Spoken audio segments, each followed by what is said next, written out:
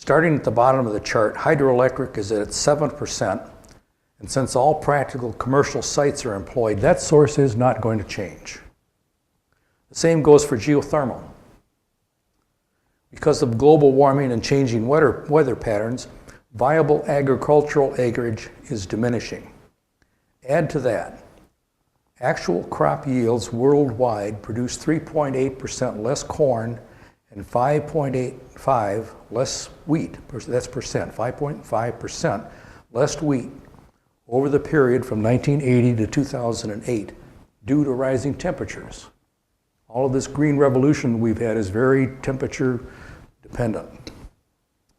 With 1 billion of the world's population going to bed hungry every night, using biomass, in other words, corn ethanol, to power transportation, or biomass for electricity generation is simply a crime against humanity.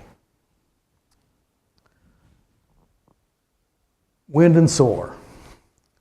Wind and solar are the great bucolic utopian pipe dream. Wind and solar will never be able to provide baseline power.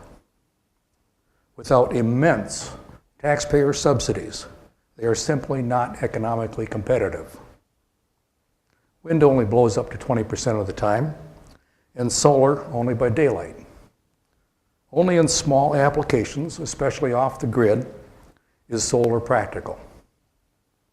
For comparison, one thorium lifter occupying 3,000 square feet, again a half of Charlevoix city lot, provides the energy of 1,200 windmills that take 10 acres each, or 20 square miles of solar panels.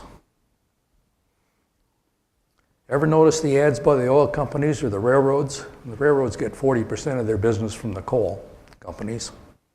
The ads with the windmills spinning in the background? Now, do you think that they would provide for free any kind of imaging that would potentially upset their business model? What about conservation, you say? Using energy more efficiently is good, but only up to a point. Human behavior is such that we will use energy to save time. For example, very few of us will drive 55 when the speed limit is 70.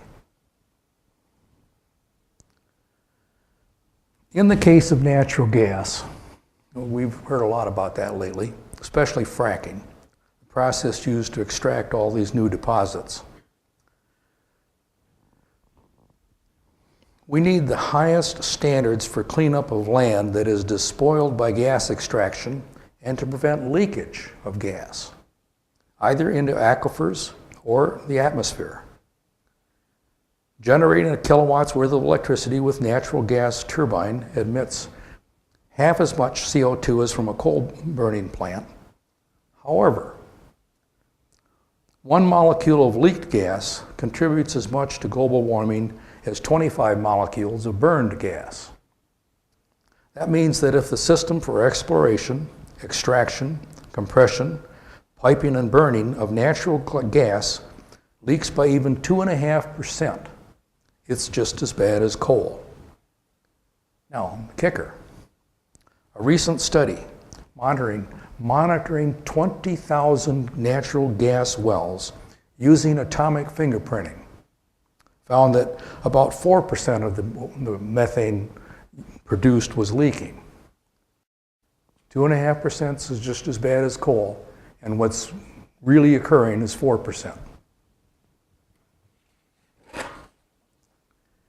Now, oil is only 1% of our electricity production, but we've been badgered night and day about it, so I'll say only this. There's a world-famous geologist, M. King Hubbard. He's remembered today for predicting peak oil. But I think history will identify and honor him for saying about oil, quote, "Our descendants will look back at us as fools because we burned it," unquote.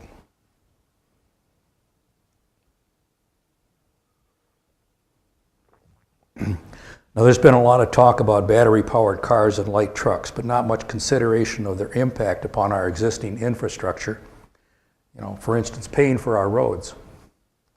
It takes a prodigious amount of energy to propel a vehicle down the road, and pound per pound, gasoline contains 40 times the energy of even the best battery. Now, battery is just a means of storing energy. The energy has to come from someplace. If we converted all our cars and light trucks in the U.S. to battery power, something I would bet strongly against, the energy to recharge them adds up to 2 trillion kilowatt hours.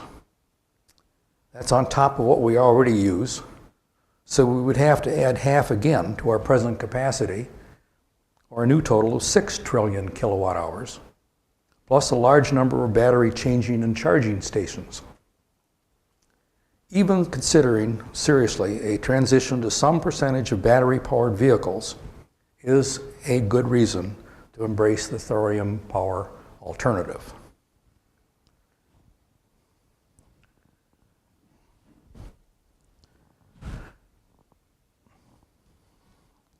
Going now to talk about Leo Szilard. Leo Szilard was the scientist that invented the nuclear chain reaction. I don't know the next slide. No, I'll leave that up. But he and Eugene Wigner, who I showed you before in the left picture at the beginning, both knew that the Germans and the Japanese were doing nuclear research. On August the 2nd, 1939, Szilard and Wigner went to Albert Einstein to urge him to write to President Roosevelt. That letter was instrumental in bringing America into the nuclear age. Now, Wigner was the teacher and mentor of Alvin Weinberg.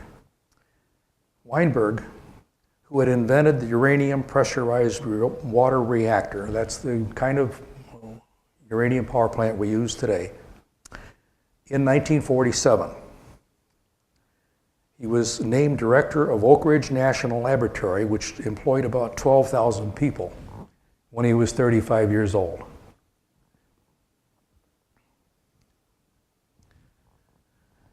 Following World War II, U.S. Navy Captain Hyman Rickover became obsessed with the vision that submarines should run on nuclear power. He was aware of the damage inflicted by German submarines to our merchant marine in both wars, but also of their vulnerability. Alvin Weinberg convinced Captain Rickover to choose the uranium pressurized water reactor using bomb-grade uranium for fuel, because that kind of power plant was simple and compact. Even though the pressurized water reactor was terribly inefficient, it only needed to be fueled every 18 months, and plenty of cooling water was always at hand. The pressurized water reactor was ideal for a submarine.